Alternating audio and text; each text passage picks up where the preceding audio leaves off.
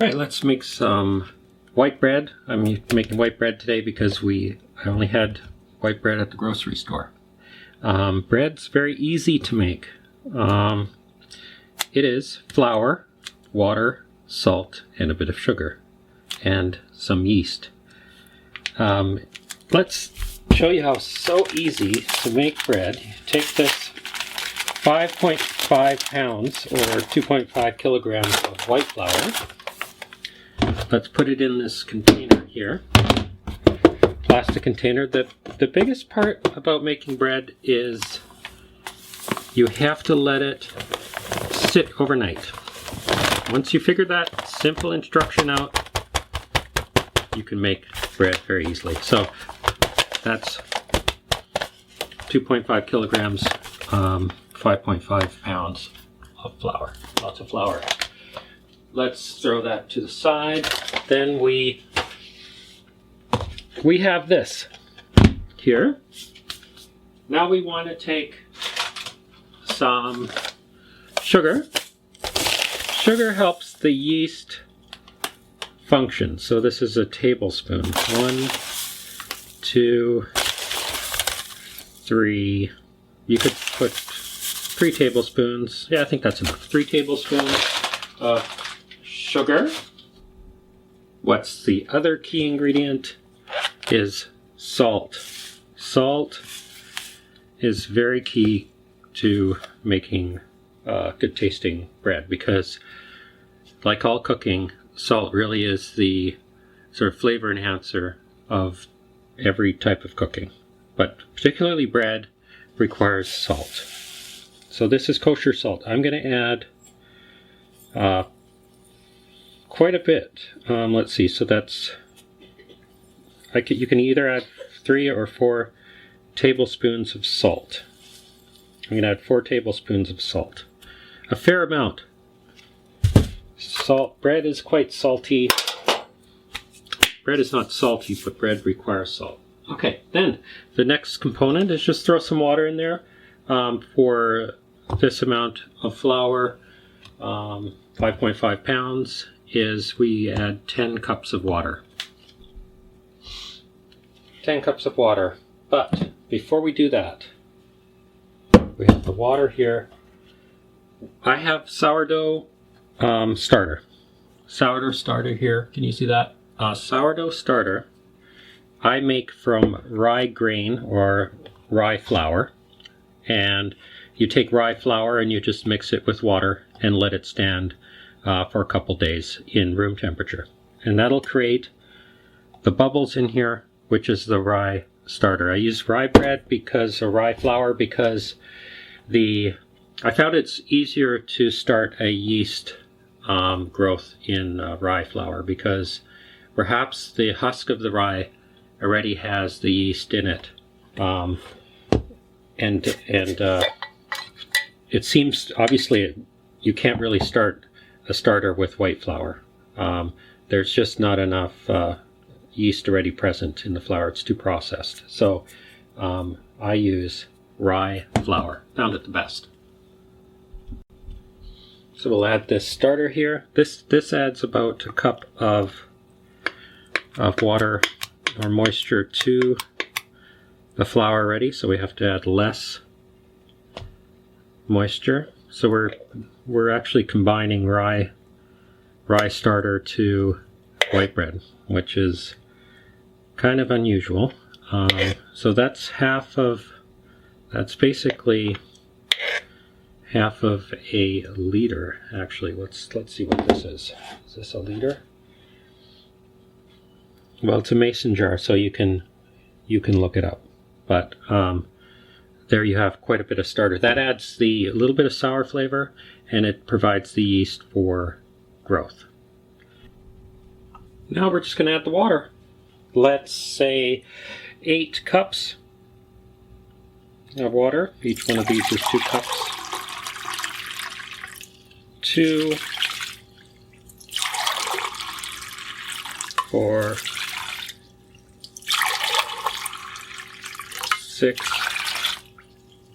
6 cups. Well, let's just go 6 cups and then we'll keep another cup on the side. Keep another 2 cups on the side. So you can actually do this by feel.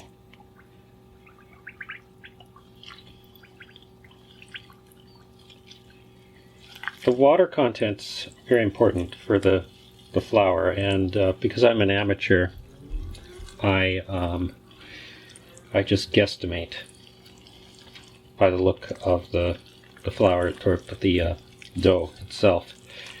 You can see it's quite easy to mix. It's actually just kind of a slurry. And then usually the flour piles up on the corners there. And that's when I have an extra bit of water here to deal with the corners. So that's 8 cups so far of water. And I think I need close to 10 cups, or 5.5 pounds of flour.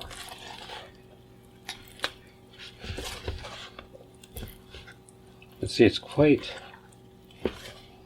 not, the thing is, when you leave it overnight, it becomes more hydrated, so the water will get into the flour a little bit more.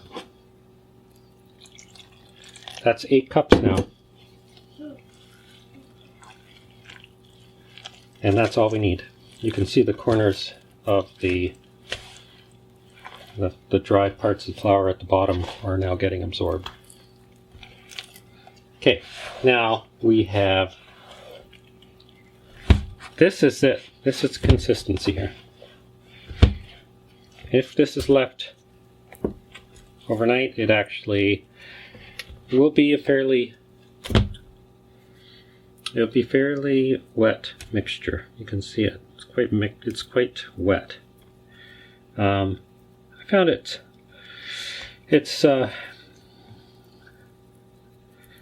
this is good for pizza dough, this type of wetness. This really is all you need to do. The most important thing now is take this and store it overnight. Allow the yeast to do its work, and it's you basically don't have to do anything in terms of kneading, because the yeast will perform that task. The other important thing is the type of flour you use should be a bread flour, and that's very important. So this also should be clear that we're using bread flour. We're not using regular all-purpose flour, because this has a higher content of gluten in it, and that really makes the bread crunchy as well as sticky inside. It's what makes bread bread. So use bread flour, 5.5 pounds, and get a high quality flour. You actually spend more to get a good quality flour. Here's the bread after it has risen.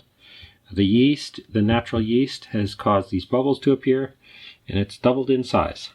So we will take this off and cook it in 450 degrees, which is quite high. It's very soft dough.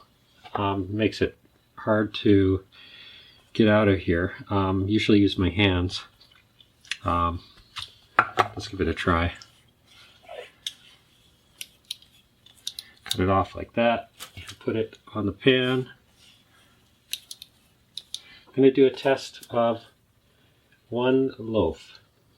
See how it is. What I'm trying to do with this bread is, people like to have a flavor of burnt flavor. They like sugar, salt, and burnt flavor.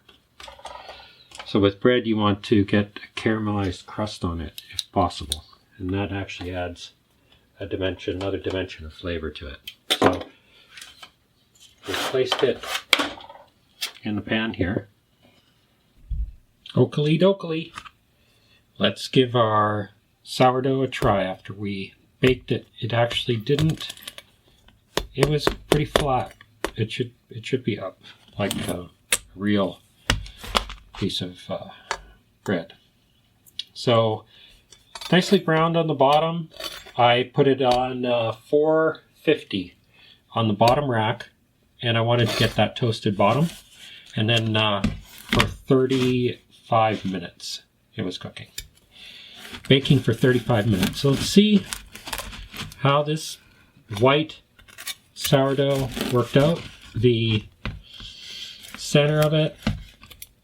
The thing I noticed is I may have used too much salt. I used 4 tablespoons of salt per 5.5 pounds of flour. I think it should have been 3, because when I tasted it, it was very salty.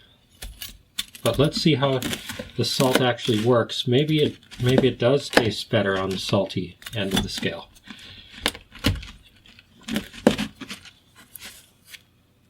Let's see how that actually turned out a bit moist in the center. So that's actually not, you don't want to see this sort of moistage. That chewy moistness, that's not really good. You want it to be crunchy and fluffy in the center. So that could have been just basically too much salt, perhaps. Let's try it.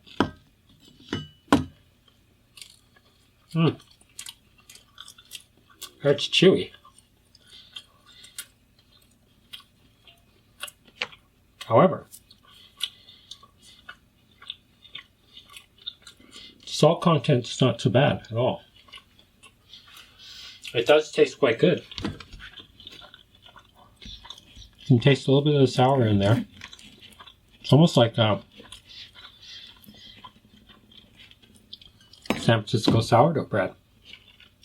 The only downside is the chewiness, which is bizarre. And I think that's just because too much water in the dough. Let's see if I can fix that. But in terms of flavor, it's very good. It's really good flavor. So 4 tablespoons of salt does work. Actually, bread has a lot of salt in it. And it's not salty at all. Tastes it's almost as if I was in San Francisco trying bread. It's very breadish flavor. This is really where the flavor comes from, this brownie here. So, I think with a few more, because I'm so inaccurate with the amount of water, I really have to control that better. If I can do that, I can make better sourdough. So, every time it seems to be a little bit different. It's chewy. It's not chewy, a little bit slightly sour, so it's exactly how you'd expect sourdough bread.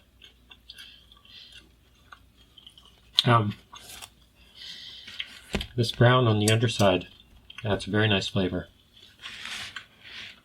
Very nice flavor with that brown underside.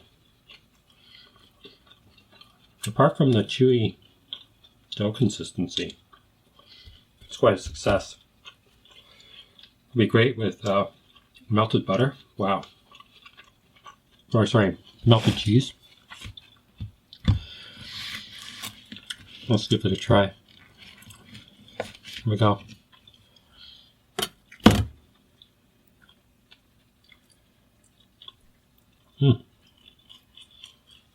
Very good. Chewy. A bizarre chewy texture.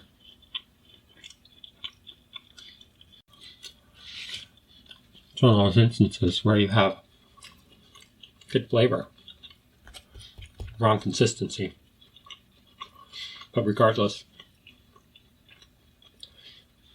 because the flavor is good, I should pass the Master Chef exam, because the flavor is good. Execution was not as good at all. But Try it out.